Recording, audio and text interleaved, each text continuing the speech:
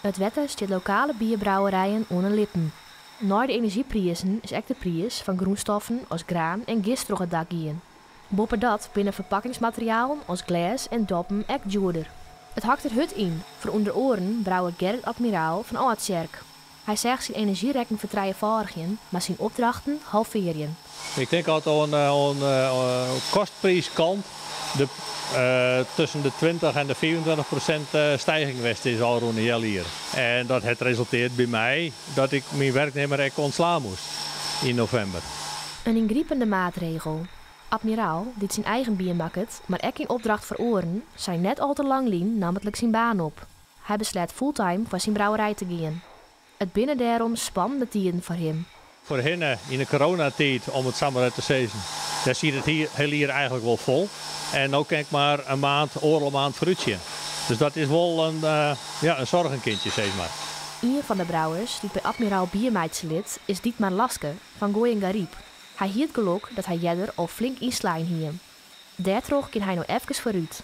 Maar ook hij verneemt dat het brouwen een dure passie worden is. Het is sowieso wel 10-20% wel duurder worden.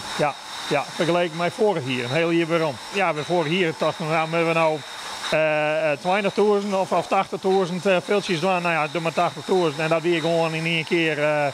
Als dat nou bestellen moest, dan betaal je een soort meer. Dus ontkomt Laske net aan de prijsstijgings. Om in de kosten te besparen helpt hij Admiraal één keer bij het bestikkeren van zijn flesjes. Anticipeer je op de komende maanden vindt Laske lastig. Maar hij zal wel matten, want het bierbrouwproces neemt flink wat tijd in beslag. Ik heb het net duur brouwen en is het mooi klaar. Het wordt gewoon een aantal weken. We moeten al even zien hoe we of we dat terugrekenen moeten, ja of nee. Dus dat is wel een dingetje. Tot nu toe kunnen we het nog redelijk lietsere marge houden. Maar het moet net heuger worden. Maar dat is juist wel dat sommige brouwerijen ermee stoppen. Voor nu houdt Admiraal de holle nog boven wetter. Hij hoopt dat de merk de komende tijd stabiliseert. Boven dat hoopt er dat de consument zijn speciaal bierke wat dichter bij huis ziet. Daarmee helpen ze de lokale ondernemers, zeker in de bierwereld hier, om toch een beetje het bestemming te kennen.